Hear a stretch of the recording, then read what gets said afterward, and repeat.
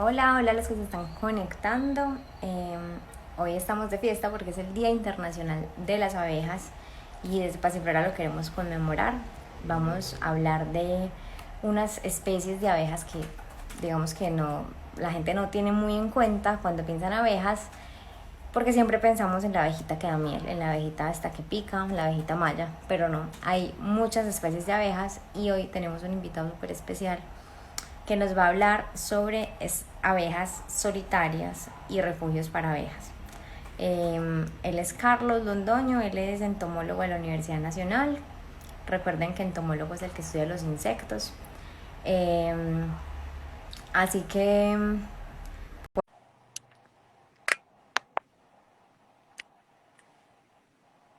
y la idea es que si ustedes tienen preguntas sobre abejas solitarias, nos las vayan escribiendo por acá. Hola Carlos, Hola, Ani, ¿cómo estás?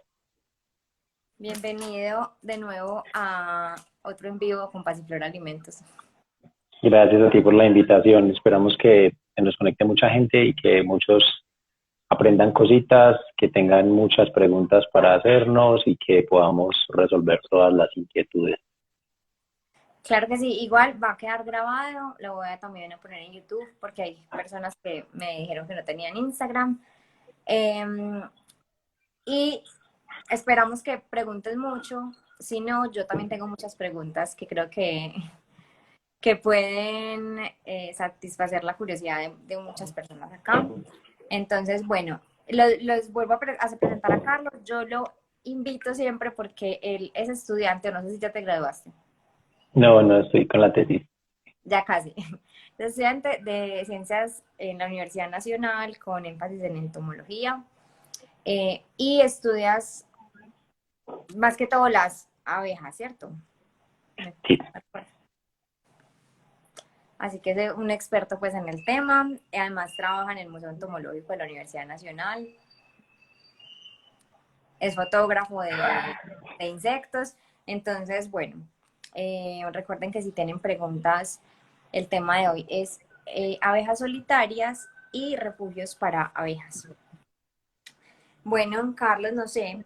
eh, yo quise hacer este en vivo porque yo siempre he creído que lo que nosotros más conocemos es lo que más cuidamos, porque pues si no lo conocemos, de pronto no sabemos que podemos estar haciendo muchas cosas, digamos, en detrimento de esto. Entonces me gusta informarle a la gente, contarle sobre las abejas, eh, porque son especies que tenemos que cuidar por todo lo que está pasando el mundo. Entonces me gusta como dar este acercamiento un poquito teórico y científico para que las personas se enamoren de las abejas y de esta manera las podamos cuidar un poco más. sí, Dani, así es. Pues hay que reconocer que desde hace un buen tiempo las personas han despertado como más curiosidad acerca de todos estos procesos que realizan las abejas y que nos benefician a nosotros. Han despertado más curiosidad por saber más a profundidad qué es la polinización, por qué es tan importante, qué grupos polinizan, cómo se pueden ayudar, qué es el declive de los polinizadores. Entonces, pues digamos que nosotros que tenemos ese rol en la sociedad, debemos aprovechar este momento donde la gente empieza a generar esa conciencia y esa curiosidad por poner su granito de arena para explotarlo pues en un buen sentido y para darle a conocer a todas las personas que quieran conocer un poco más de estos temas que son tan bonitos, tan interesantes y tan importantes para nosotros.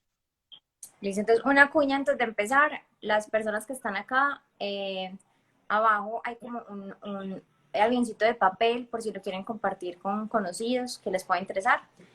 Súper bienvenidos por acá. Bueno, entonces vamos a hablar de abejas solitarias porque la mayoría de personas piensan, yo ya no, pero antes pensaba que pues pensaba en abejas y solamente pensaba en la abejita apis mellifera, que es la abejita que da miel y la abejita, digamos que más conocemos así como su parte física. la de las rayitas amarillas y negras, la que carga el polen en las patas traseras. Y siempre pensamos en abejas y inmediatamente pensamos en miel, pero hay un montón de especies que no son estas apis mellifera, sino que son otras abejas sociales, otras abejas solitarias. Entonces hoy vamos a hablar de abejas solitarias y pues no sé, como que te llega pues como en la cabeza cuando piensas en abejas solitarias, que es como lo primero que piensas de estas especies. Dani, yo creo que es curioso porque normalmente cuando se habla de abejas, como lo decías tú, la gente está más familiarizada con la abeja que vive en esas grandes comunidades y por eso trae a su cabeza, pues, se conoce de las blancas o naranjas con negro. Pero curiosamente, cuando uno escucha la palabra abejas, de hecho, en lo primero que debería pensar es en abejas solitarias, porque de las más de 20.000 especies de abejas que hay en el mundo, más del 95% son solitarias. Entonces, debería ser al contrario. Cuando a uno le hablen de abejas, en lo último que uno debería pensar es en la abejita que tiene las banditas, que vive en comunidades, y debería pensar primero en todas esas posibilidades de la abejita que está solitaria allá, paradita en su flor, y debería como proyectar esa abejita que en el transcurso hacia su nido, pues va a estar sola, o sea, que no se va a encontrar con eso que la gente normalmente llama panal o colmena, porque es una abejita que está buscando el alimento en las flores para aprovisionar su nido donde tiene una sola larva o donde tiene 4 o 5 larvitas, lo que todas las ha puesto ella y que no va a compartir con nadie más ese nido. Entonces es como curioso, es un poco contradictorio, pero la idea es empezar a cambiar ese chip. También el chip del miedo, porque las abejas, las de la miel, son las abejas más defensivas, las que están en comunidad, obvio cuidando su reina, cuidando su casita, y son más defensivas y nos pueden picar más fácil. Las abejitas solitarias son, me imagino que mucho más pacíficas y tranquilas. Sí, digamos que, mira, las abejas, bueno, los insectos en general, no tienen nariz, tienen antenas, que es un equivalente 100 veces mejor que la nariz. Entonces, como tienen un sistema de olfacción tan poderoso, su comunicación es muy química. Así que lo que tú decías, estas abejitas que viven en grandes comunidades, cuando realizan una picadura, están al mismo tiempo poniendo una feromona que le indica a sus demás compañeras de la colonia que hay una amenaza latente para la colonia y que todas deben ir a picar allá. Entonces el nivel de gravedad de las picaduras pues, debe, por dos razones. Una, porque son muchas picaduras, o el otro caso es que sea una sola picadura, pero que tú seas alérgica, ¿sí? Pero digamos que ahí es donde uno dice, uy, no, es que estas abejas son más bravas que eso. Realmente es más por ese sistema social, porque si una sola abejita pica, le está indicando a las demás que deben picar allá. Mientras que la abejita que vive solitaria no gana mucho picando, porque esa guerra en la picadura le da posibilidades que ella muera, ¿sí? Entonces, si ella pica y en el ataque o en esa lucha, en ese forcejeo, muere, está dejando su cría sin las provisiones suficientes o está perdiendo la posibilidad de seguir postergando, digámoslo así, su genealogía, ¿cierto? Entonces, por eso es que las abejas solitarias también tienen aguijón, pero no les conviene, no es energéticamente conveniente para ellas ponerse a atacar, ¿sí? Es más conveniente huir y salvarse para poder continuar su proceso de reproducción y de subsistencia de la especie. Okay.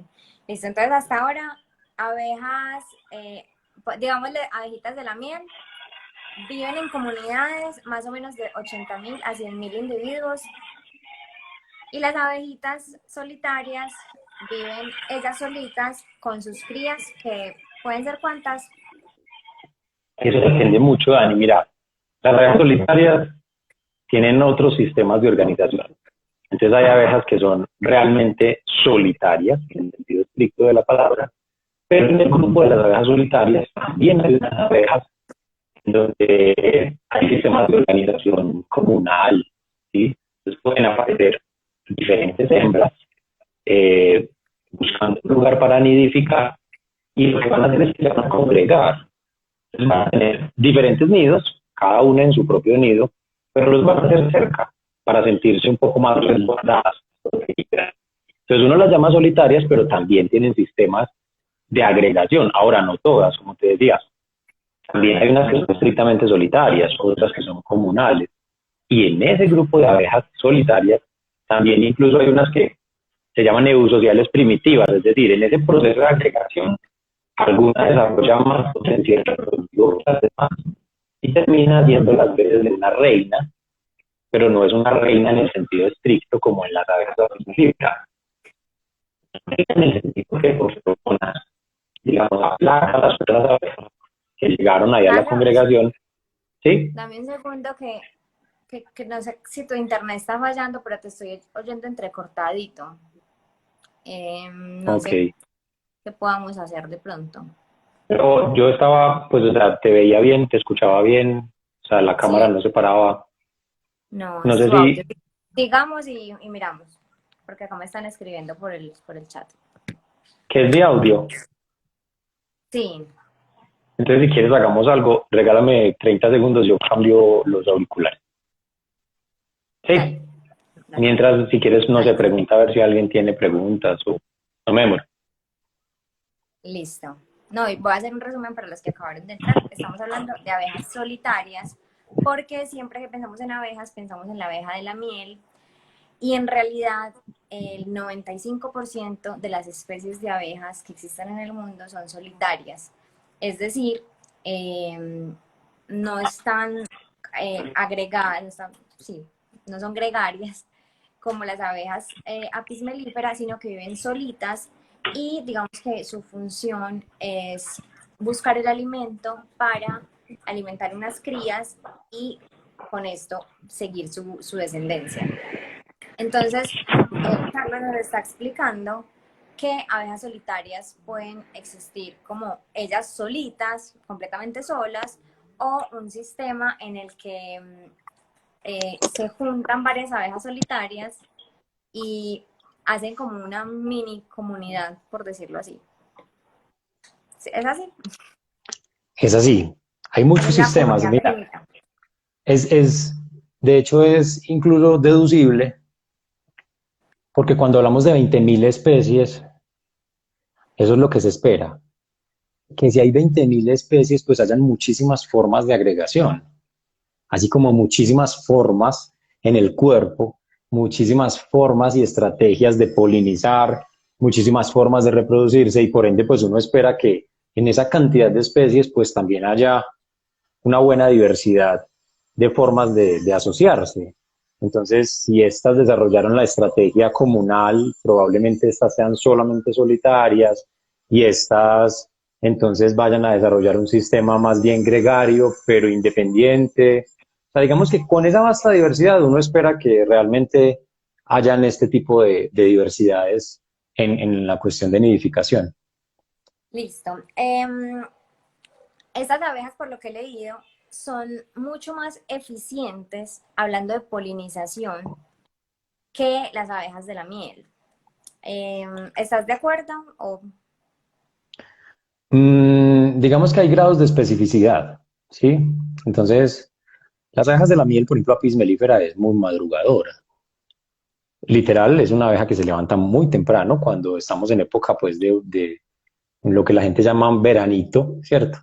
Entonces es una abeja muy madrugadora y es una abeja muy trabajadora. La Apis mellifera tiene un buen rango de horario laboral, por así decirlo, uh-huh. pero es muy generalista. Entonces, en ese proceso tan generalista, digamos que puede polinizar muchas especies de plantas, pero puede que también realice la visita a unas plantas, obtenga su polen y por ser tan generalista no logre una polinización exitosa. Por el contrario, hay unas abejas de este grupo solitario que son todo lo contrario. Tal vez su rango de forrajeo, pues que es esa tarea de visitar todas las flores y recolectar su alimento, tal vez no sea tan amplio o tal vez no sea tan generalista, pero al no ser tan generalista, entonces han desarrollado unas especialidades con otras plantas en particular que las hacen indispensables incluso para la reproducción de las mismas plantas. Caso es el que ahora temprano en otra charla estábamos poniendo el ejemplo precisamente de las abejas silocopas o las abejas carpinteras, que son excelentes polinizadoras de las pasifloráceas, de las granadillas, del maracuyá y demás, ¿sí? Tenemos foto. Por, creo que yo te envié una, sí, la abeja negra. Listo, ya la voy a buscar. Sigue, Son, sigue. son, son excelentes polinizadoras de las pasifloráceas porque el tamaño de esta abeja es el tamaño adecuado para que cuando la abeja está tomando el néctar, logre tocar el polen en la parte superior y cuando se retire, pues involuntariamente se lleva el polen. Al visitar una abeja, perdón, una flor femenina, lo que hace es comparte el polen que tomó accidentalmente en otra parte de su cuerpo, lo comparte con la otra flor y de esa manera logra la polinización. Pero si llega una abeja más pequeña, la pasiflora, pues a las flores de la granadilla y el maracuyá, esta reproducción no es tan exitosa, esta polinización no es tan exitosa porque se está quedando por fuera o le está faltando un espacio para alcanzar ese polen que inconscientemente se llevan otras estructuras. ¿Sí? Entonces, digamos que no es restar la importancia a Apis mellifera porque, como te decía, pues es súper laboriosa, pero hay unos grados de especificidad y cada una de las especies de abejas es indispensable en cada uno de los ecosistemas. Sí. Sí, y bueno, eso me lleva también a, pues, a contarles que como estas abejas solitarias, como muchas especies de insectos y de otros animales, no son económicamente, pues, no generan dinero, no se pueden monetizar. Entonces, digamos que no se cuidan ni no se protegen tanto como las abejas apis mellifera. Pero entonces, las abejas apis mellifera, que son las abejas que generan miel, que son las abejas rentables, son un indicador de cómo está en general el medio ambiente y cómo están los polinizadores. Entonces, cuando vemos que hay un declive en las abejas apis mellifera, los apicultores las pueden cuantificar, podemos ver eso que cuánto representa para la economía de un país, cuánto representa para la alimentación. Eh, nos está indicando que por detrás hay muchísimas especies que se pudieron haber desaparecido sin ni siquiera darnos cuenta. Sí, Dani, esa es la importancia de los inventarios. También lo estábamos mencionando ahora temprano, que muchas veces salen rubros de alguna entidad, sí, para hacer investigación, para trabajar en polinizadores, pero en ocasiones se menosprecia la importancia que tiene realizar inventarios, ¿sí? Muchas veces la gente quiere hacer un proyecto, hacer una investigación, pero comenzar de una vez mirando las interacciones, mirando en qué nos favorecen, qué es lo que le aportan a las personas, a las poblaciones. Pero antes de poder saber todo eso, nosotros necesitamos saber quiénes hay ahí, ¿sí? Y investigar quiénes hay ahí para poder empezar a determinar cuáles son las funciones que están cumpliendo en ese ecosistema. Entonces, Total. sí, muchas veces, pues la gente como que, bueno, pero arranquemos con eso. Los inventarios a veces son menospreciados y son muy, muy, muy importantes. Esas primeras bases, esas líneas bases que se hacen en un lugar nos permiten hacer un control en el tiempo, nos permiten identificar precisamente si realmente hay afecciones en el ecosistema o no y incluso muchas veces identificar qué los está causando, ¿ya? Entonces, hasta que nosotros no tengamos un inventario relativamente completo de lo que tenemos, no vamos a saber cuánta diversidad se está perdiendo, ni a qué escala. Total. Pero lo que sabemos es que se está perdiendo, ¿cierto? Se está perdiendo por muchas razones y creo que para que entremos también en que nos expliques qué es eso de hoteles de abejas, de refugios de abejas, porque a mi modo de ver es como una respuesta a listo, estamos perdiendo un montón de especies, están en extinción muchísimas especies de abejas, muchísimas especies ya están extintas. Entonces creo que esa es una respuesta de personas estudiosas como tú, de bueno, vení, hagamos algo, ¿qué podemos hacer eh, para contrarrestar, digamos, este declive de la población de abejas? Bueno, mira, hay que tener claro que ahora, como te decía inicialmente, hay gente que está creando conciencia, ¿cierto?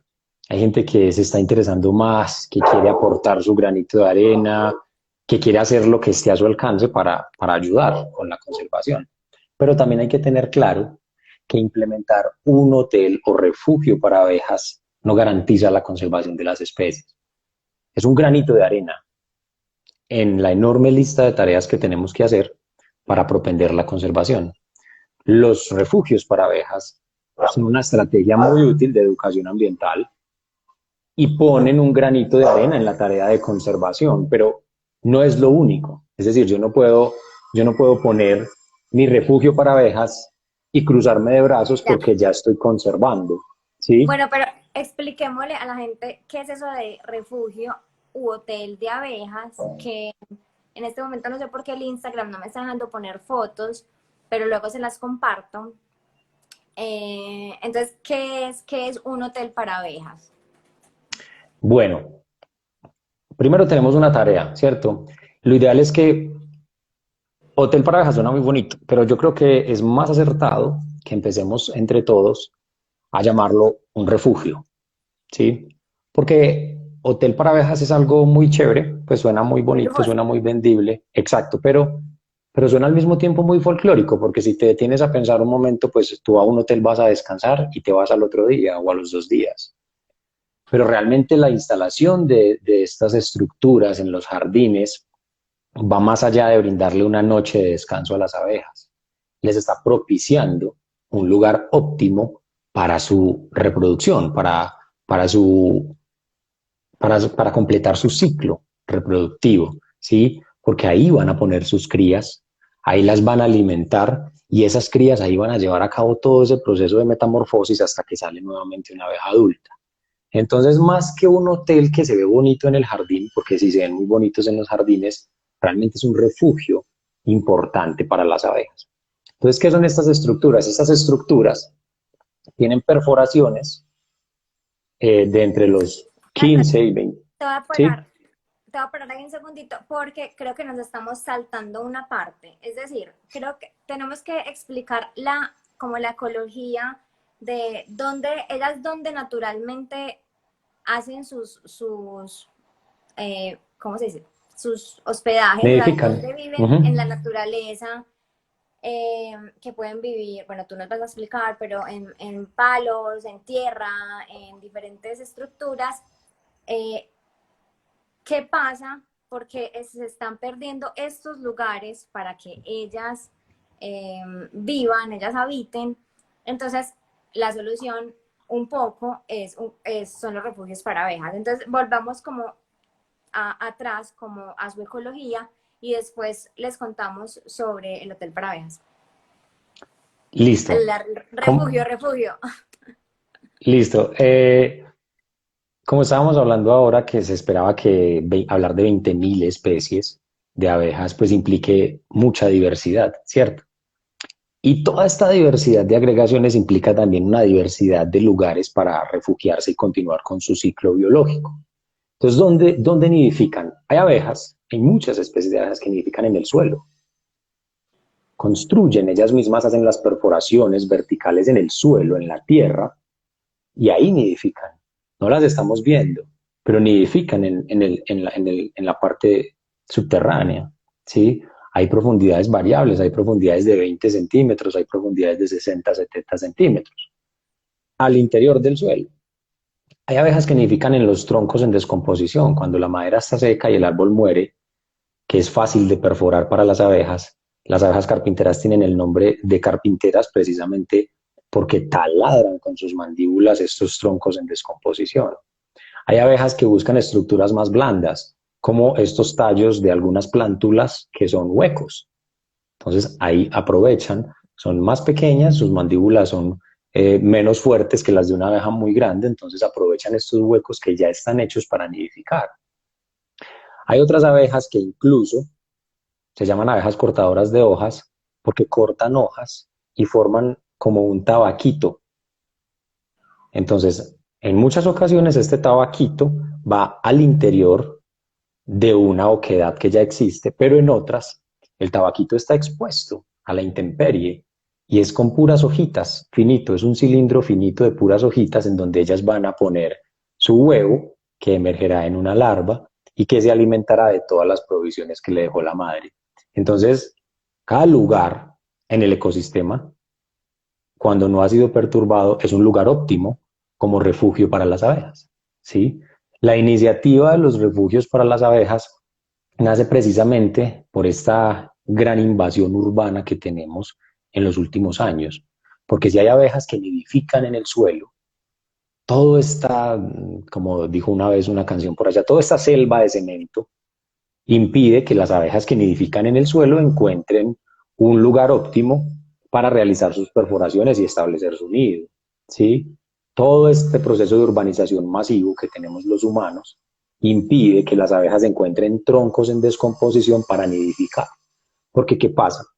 Incluso en ciudades súper organizadas y que le apuestan muchísimo a las zonas verdes, un tronco en descomposición no se ve bien para la ciudad. ¿Ya? Entonces, lo ideal es que si se murió un árbol que sembramos en el parque tal, pues hay que retirarlo. Hay que retirarlo porque no se ve bien, además es un peligro para las personas que están pasando por ahí y vamos a reemplazarlo por un árbol nuevo, porque le estamos apostando a las zonas verdes de la ciudad. ¿Ya? Y eso es bien, pero también hay que ser conscientes que ese árbol en descomposición próximamente sería la estructura para nidificar de muchas especies de abejas. Y de muchas especies. Y de muchas otras especies, claro, incluyendo aves. Ujú. Claro, sí, esa necesidad de estética entonces hace que en las ciudades mucho sea cemento y que en los campos muchos sean prados muy, muy perfecticos y muy fumigados también. Entonces, ninguno de los dos es óptimo para que una abeja viva o para que cualquier especie viva.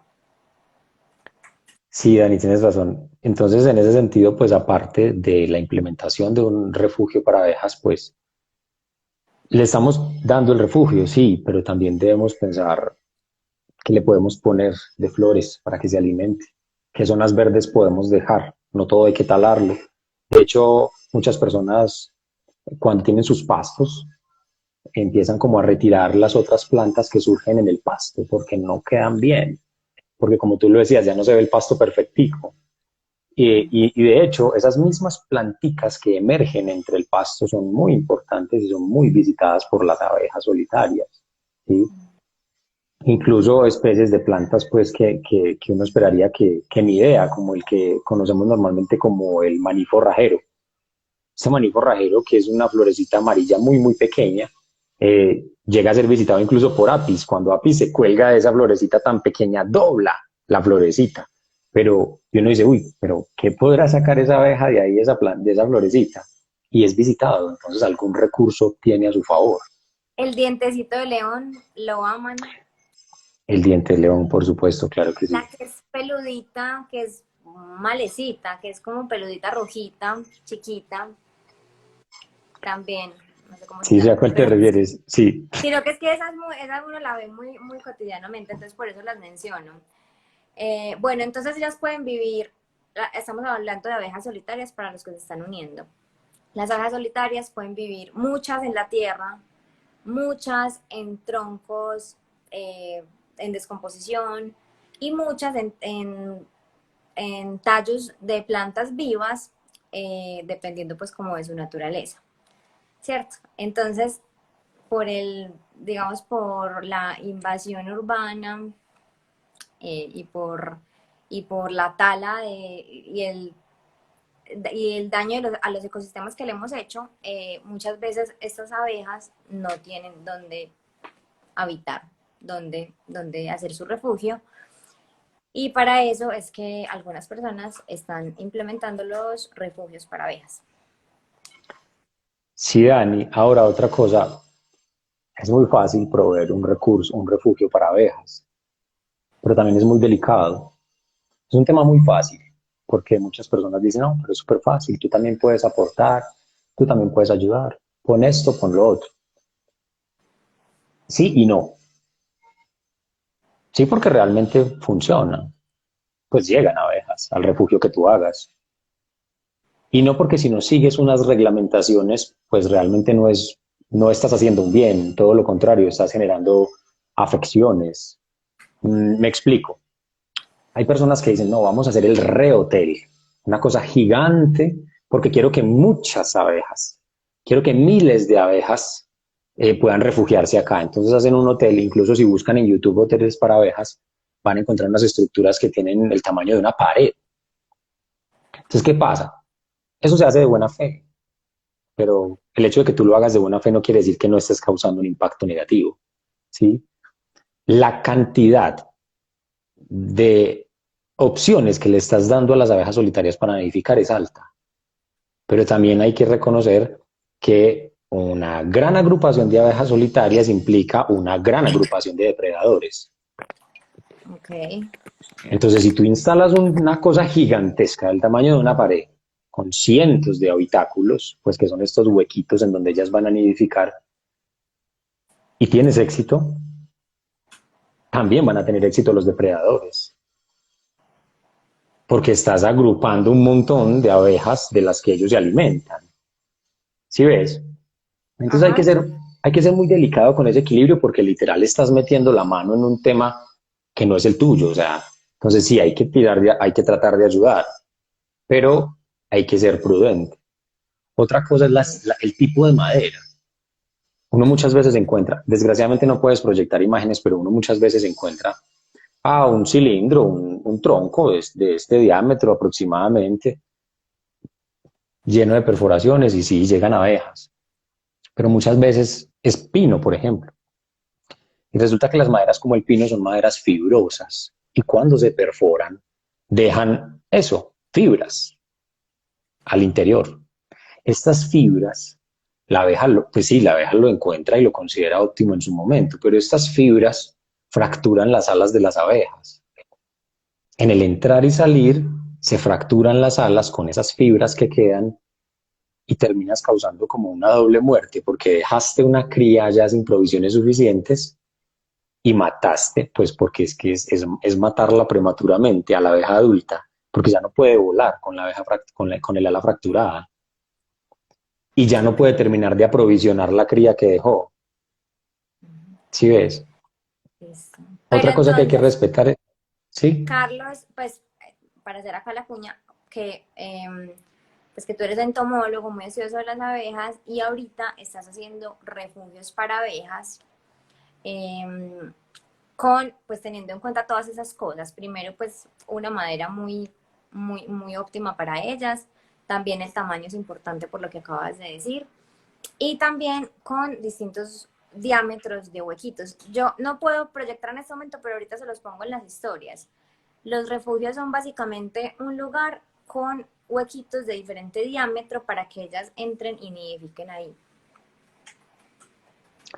Sí, exacto, Dani. Entonces, en ese sentido, estamos evitando, hacemos refugios para abejas y estamos evitando todo ese tipo de opciones que repercutirían negativamente en la vida de las abejas.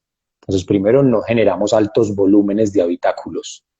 Por lo general son inferior a 100. Y hasta ahora lo que se sabe es que el porcentaje como de ocupación es del 20 al 25%. Entonces, en un caso exagerado, hacemos 100 perforaciones y solamente, pues de manera simultánea, el mayor éxito ha sido como el 25%. Entonces, tendrías, en el mejor de los casos, tendrías 25 A ver. habitáculos ocupados, ¿ya? Y es una proporción considerable, no es nada escandaloso, no vas a tener 100 ni 500 abejas ahí llamando, por decirlo de alguna manera, depredadores. Lo otro es eso, que evitamos maderas fibrosas.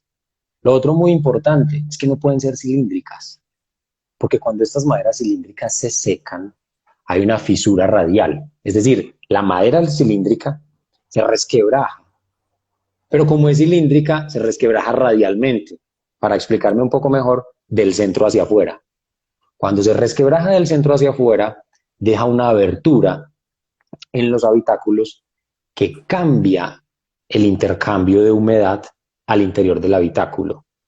Entonces, como cambia esa humedad que hay en el habitáculo, normalmente al abrirle ese espacio por esa fisura, las humedades aumentan en concentración al interior y terminamos llenando de hongos La cría. la bacteria que se estaba desarrollando y consecuentemente estamos matando la cría porque esa cría llena de hongos no va a terminar de desarrollarse, ¿ya?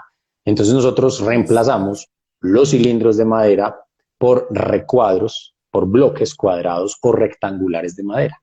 De esa manera impedimos que se resquebrajen radialmente y le garantizamos mayor durabilidad a los habitáculos. No podemos asegurar que algo de madera pues va a durar un montón de años a la intemperie, pero sí aseguramos que sea exitoso y beneficioso el tiempo que dure.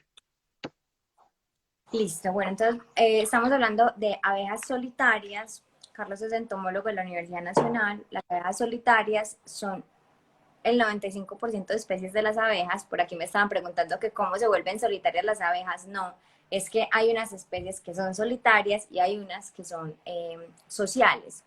Entonces, la mayoría de especies son solitarias y de esos de los que estamos hablando hoy. Entonces, Carlos está haciendo refugios para abejas para darles como un lugar en medio de la ciudad o en medio del campo para que varias especies vayan y nidifiquen aquí. Y ahora yo quiero que hablemos un poquito como de su día a día, de su cotidianidad, o sea, de su ecología, como ellas que hacen, porque la gente dirá, pues, ¿cómo así? ¿Cuánto tiempo viven? Esas son unas preguntas muy comunes. ¿Qué hacen? ¿De qué se alimentan? Yo tengo una pregunta y es, ¿qué hacen los machos? ¿Dónde viven? Si viven también en esos huequitos, en esos habitáculos, o si viven en otra parte.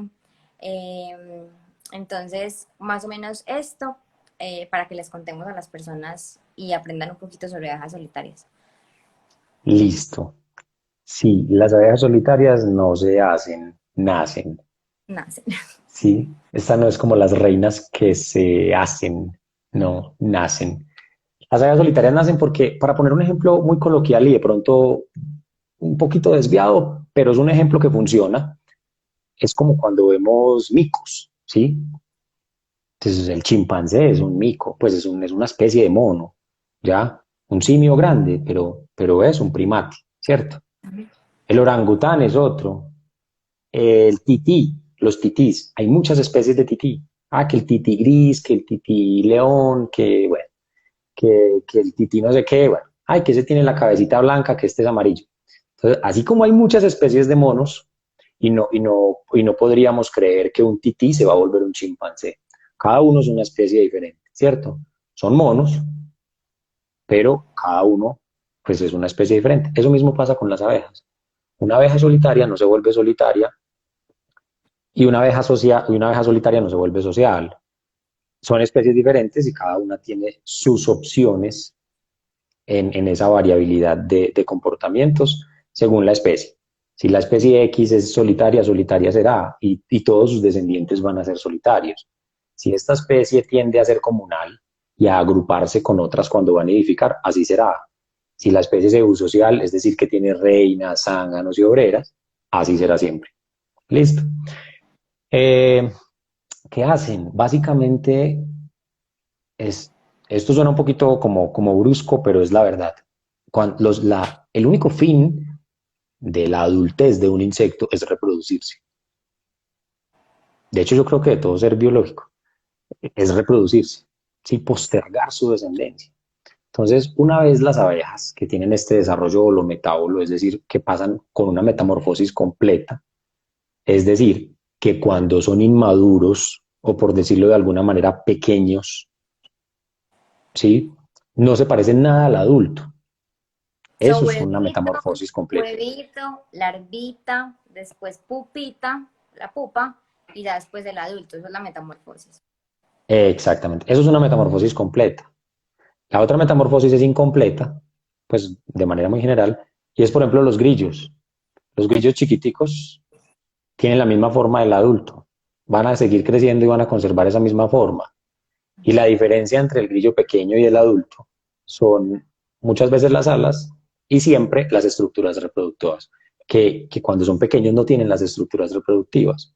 Pasa lo mismo con el otro grupo, es decir, las abejas, por ejemplo, que tienen esa metamorfosis completa, que obviamente la diferencia no va a ser solamente el sistema reproductivo, sino que hay muchas diferencias en su forma, porque una larvita no se parece nada al adulto. Pero el único fin de llegar a la adultez es poder reproducirse y dejar descendencia. Entonces, ¿qué hacen?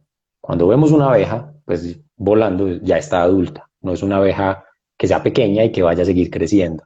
Cuando vemos una abeja, así sea muy pequeña, ese es el tamaño de su especie adulta, no va a crecer más.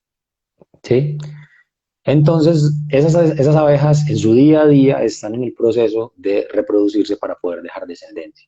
Así que si son una hembra que ya se apareó, va a buscar inmediatamente dónde nidificar para poner sus huevos y dejar su descendencia. Si es un macho, pues va a buscar desesperadamente una hembra para poder dejar su descendencia, reproducirse. Y normalmente es por eso que los machos viven menos. Entonces los machos normalmente, hay excepciones, tienen ciclos de vida más cortos, porque ellos no tienen otro fin que reproducirse. ¿Ya? La hembra necesita más tiempo porque después de la reproducción necesita el proceso de la recolección de los materiales, aprovisionar el nido, ovipositar, y de hecho hay algunas que tienen cuidado parental. Entonces no solamente ponen su larva con su alimento y cierran el nidito, sino que también tienen ese cuidado parental. Entonces van regularmente a su nido y visitan sus larvas. ¿Y cuánto viven? Depende mucho de la especie. Tengo Desde una meses, pregunta. ¿sí?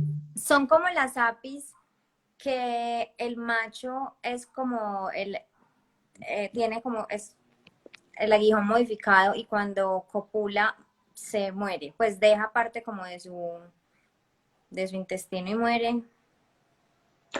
O sea, No, copula, el macho copula y muere como las abejitas de la miel, ¿o no? no necesariamente. Aunque como te digo, cuando uno habla de 20.000 opciones, Sí, muchas pues opciones. son muchas opciones, ¿sí? Sí. Es decir, no todas siguen un patrón porque hablamos de 20.000 cosas diferentes, 20.000 especies diferentes. Pero normalmente no, hay machos que pueden aparearse varias veces, pues con varias hembras, ¿sí? Viven menos y su muerte está normalmente más cerca del momento del apareamiento, pero no tiene que ser inmediato, Ok. ¿sí? Ujú.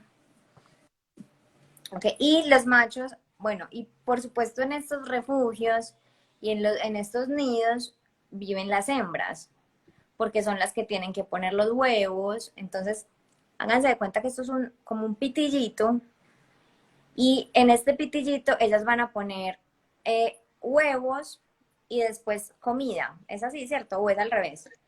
¿O comida y luego Primera huevos? posición. Ujú. Comida, es decir, polen de flores con un poquito de néctar, y después los huevos que cuando eclosionan y sale la larva, lo que van a hacer es comerse todo eso que su madre tiernamente ha recolectado durante varios meses. eh, y esa es como la función de las abejas, ¿cierto? Recolectar Cierto. mucha comida y después poner los huevos, y es para que esa comida le garantice como la existencia a sus crías. Y los machos, ¿dónde viven? Los machos nacen en los habitáculos también, ¿sí? Porque Claro, la hembra pone machos y hembras. y Entonces, un hembras. macho cuya madre usó un refugio para abejas, pues la primera parte de su vida va a ser en el habitáculo hasta que emerge como adulto. Normalmente hay machos que duermen suspendidos en las hojas Sí. de los árboles. Algunos se congregan y duermen varios machos suspendidos en las hojas hasta el otro día para continuar su tarea de búsqueda de abejitas hembras para lograr reproducirse. No todos logran reproducirse, pero ellos son más nómadas, pues son Relajado. más vagabunditos en el concepto de recorrer el mundo. pues de recorrer el ecosistema. Ok, ok, genial, muy genial. Sí, ellos no necesitan ese nido es para las abejas hembras que son las mamás. Oye, se parece como un poquito a los humanos, ¿no? En muchas cosas. Ah, Al algo, final, algo, sí. al final. Bueno, entonces, bueno, ya tenemos poquito tiempo. Entonces, Había preguntas, creo, no sé si las respondimos todas. Nos estaban preguntando, creo que por estrategias de ciencia por es- ciudadana. ciencia ciudadana, pero para los inventarios. Y también, pues si pueden haber de pronto maderas que sean tóxicas, Mm, que puedan repeler las abejas o que le puedan hacer algún daño a las abejas. bueno, hay una estrategia que de hecho la tocaron en la conferencia de ahora temprano, que se llama BioBlitz. Estos BioBlitz son una estrategia de ciencia ciudadana muy útil porque involucran a la ciudadanía. Entonces hay un dicho que dice como que algo así es como resumiéndolo como enséñame y lo olvidaré, involúcrame y enséñame y lo aprenderé, involúcrame y nunca lo olvidaré, algo así. Entonces estos BioBlitz lo que hace es que básicamente son inventarios rápidos, pero involucran a la gente. Entonces le dicen a muchas personas, esto es lo que vamos a hacer. Necesitamos recolectar esto, esto y esto. Y todo el mundo se pone en la tarea de decir, listo, fue madre, ¿cuántas horas? 6 horas, 12 horas, listo, vamos a hacerle. Y todo el mundo de la comunidad está recolectando y está ayudando a identificar o a inventariar todas las abejas, en este caso, de la región, ¿sí? Entonces son muy importantes estos BioBlitz por eso, porque aparte de que tengo mayor esfuerzo de muestreo, son muchas personas buscando, estoy involucrando a la ciudadanía. Entonces después la gente va a decir, ah, sí, por acá está esta abejita tal. Yo me acuerdo que fulano la recolectó y la encontramos acá. Y mira que esa abeja se alimenta es que también de aceites. Y mira que esa abeja es que va por flores, por fragancias a las flores, que no sé qué. Entonces es una estrategia de ciencia ciudadana muy chévere. Y lo otro que podría ser ciencia ciudadana sería la implementación de estos hoteles como una herramienta de educación ambiental en los colegios, porque hay que empezar a cambiar el chip desde allá, porque es que desde allá es donde nos empiezan a meter el miedo con el peligro de las abejas. Cuidado, no se acerque. Y sí, tenga cuidado, Pero pero acérquese. más que transmitir el miedo es transmitir respeto, ¿sí?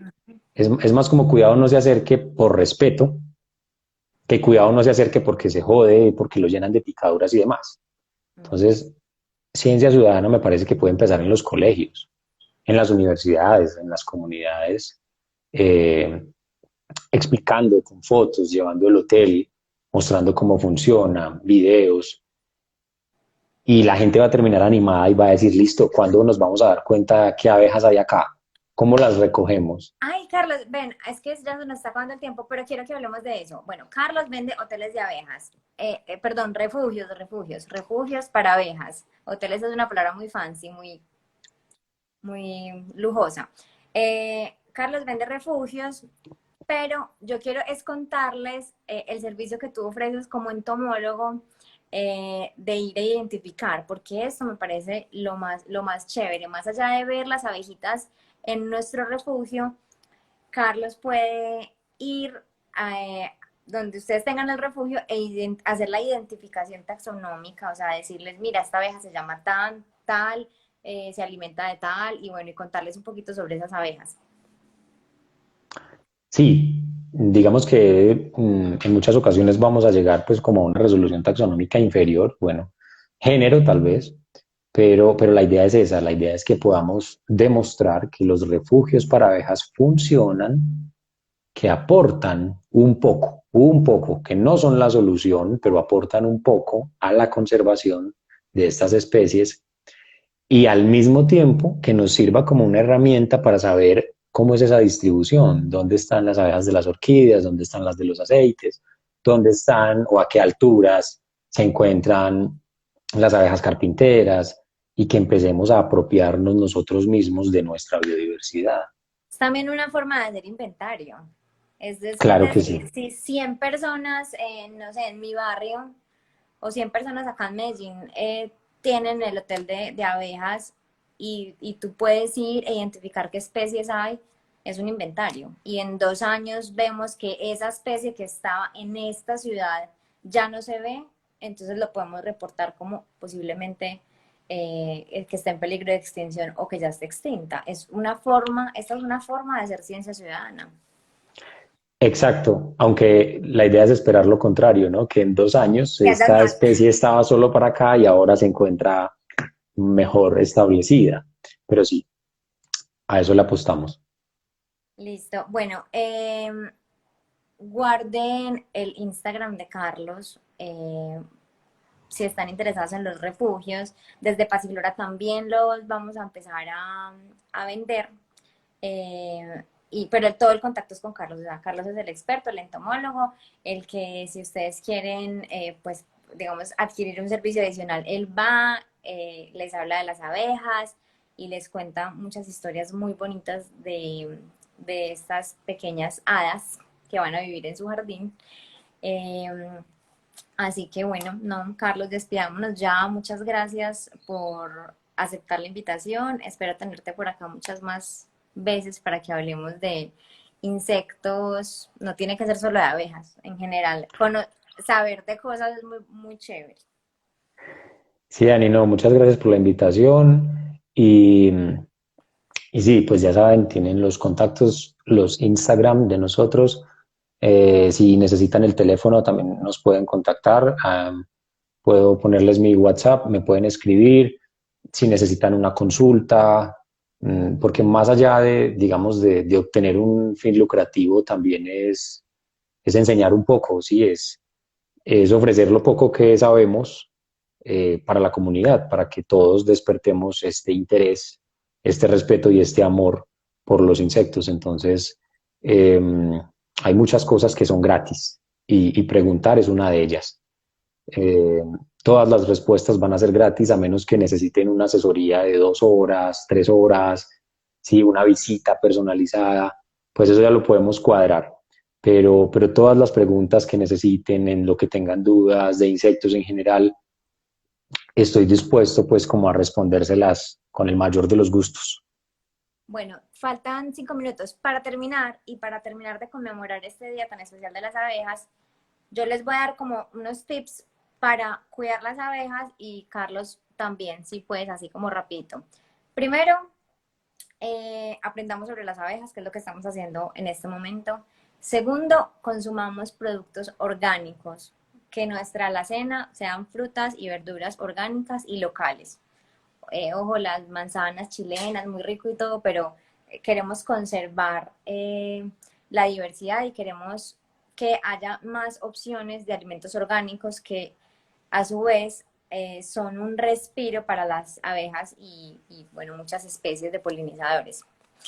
Y tercero, consuman miel de abejas. Yo siempre digo que consumir es una forma de apoyar a los apicultores, que son los guardianes de los bosques y de las fuentes de agua, que finalmente es un refugio también para no solo las abejas de la miel, sino muchas abejas, incluyendo las solitarias.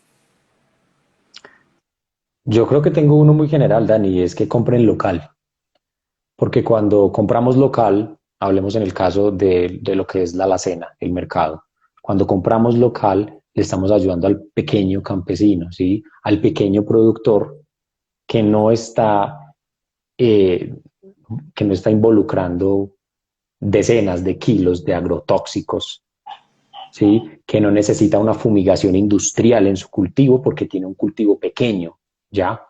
Entonces que se maneja mucho más fácil, se controlan los problemas de plagas mucho más fácil. Así que si compramos local, si le compramos al pequeño productor, si le compramos a la verdulería de la esquina, estamos de entrada apoyando los ecosistemas y la seguridad de las abejas de nuestra región. Cuando compramos una marca internacional, pues esas marcas internacionales probablemente sí, tal vez sepan mejor y se ven más bonitas, más brillantes, o lo que sea en cuestión de frutas, pero esa marca internacional tiene hectáreas y hectáreas y hectáreas de cultivo que necesita fumigar de manera industrial y que por ende probablemente el proceso de polinización no es igual de exitoso y que no contribuye a la conservación de la diversidad de nuestras especies. Entonces, compren local. Compren local, siembren flores, dejen rastrojos en sus fincas, si tienen fincas, siembren árboles, siembren flores, dejen malecita, no poden todo a la loca. Y un abrazo para todos, gracias por estar acá y feliz día de las abejas. Chao, gracias a todos. Feliz día Chao, a un la Dani. abrazo. Igual, Dani.